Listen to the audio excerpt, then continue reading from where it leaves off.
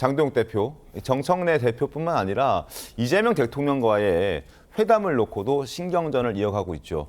여럿이 모인 건 영수회담이 아니다라고 얘기하면서 정청래 대표를 제외하고 이재명 대통령과 본인이 1대1로 독대하는 것을 요구하고 있다라는 해석도 나오고 있습니다. 자, 장동혁 대표 목소리 먼저 들어보시죠.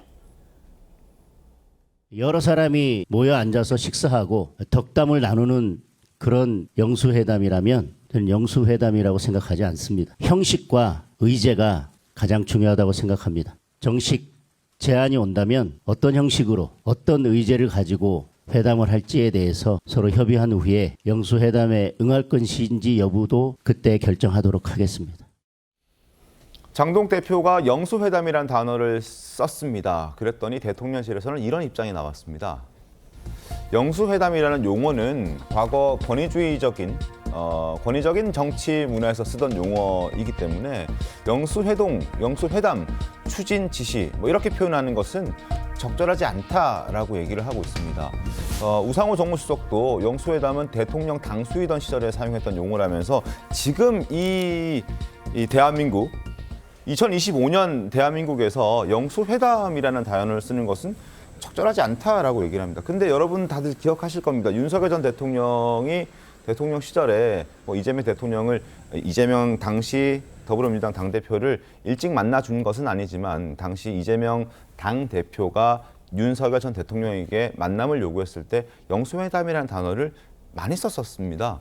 그런데 지금 와서는 그 단어가 적절치 않다라고 얘기를 하는 것은 어떻게 좀 해석을 해야 될까요? 손희정 변호사는 어떻게 보십니까? 그러니까요. 불과 얼마 되지는 않죠. 1년 좀 넘은 것 같습니다. 네. 네, 1년 남짓 된 것 같은데 1년 만에 조금 여야의 입장이 똑같이 이게 데자뷰 되듯이 입장만 바뀌어가지고 그대로 말씀을 하시는 것 같은데 네.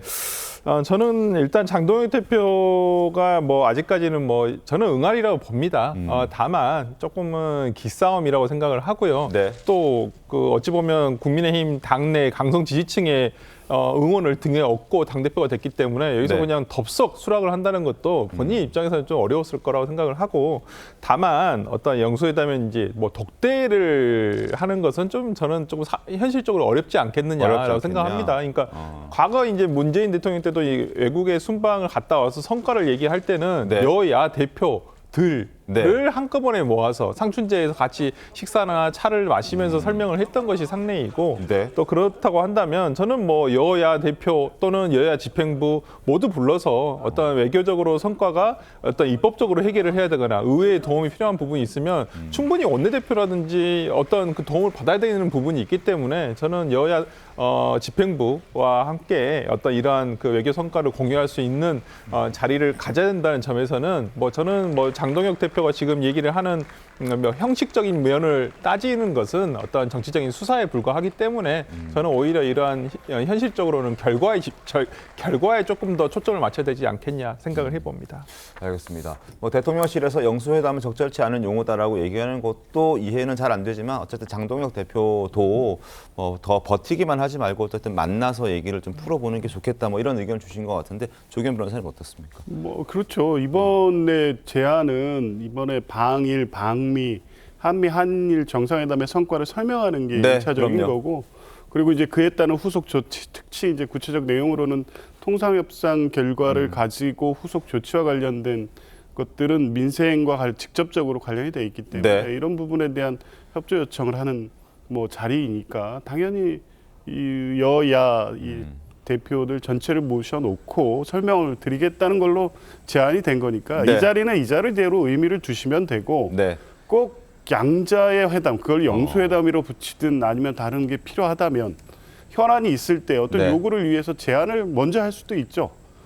지난 윤석열 정부 때 늘 그렇지 않습니까? 그런데 2년이 지나도록 단 한 번도 제대로 이루어지지는 않았고 심지어 이 순방 외교에 대한 설명하는 자리도 없었습니다.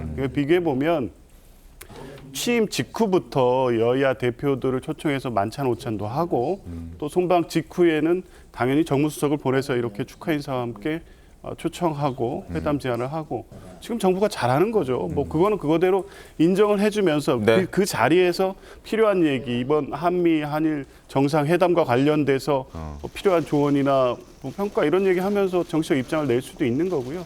그 자리를 잘 활용한 후에 이후에 필요하고 대통령과 담판을 질 문제가 있어 따로 제안하면 될 일이지 이번 제안을 굳이 영수회담에 어떤 준해서 하지 않으면 안 될 것처럼 굳이 그럴 필요가 있나 하는 생각은 듭니다. 알겠습니다.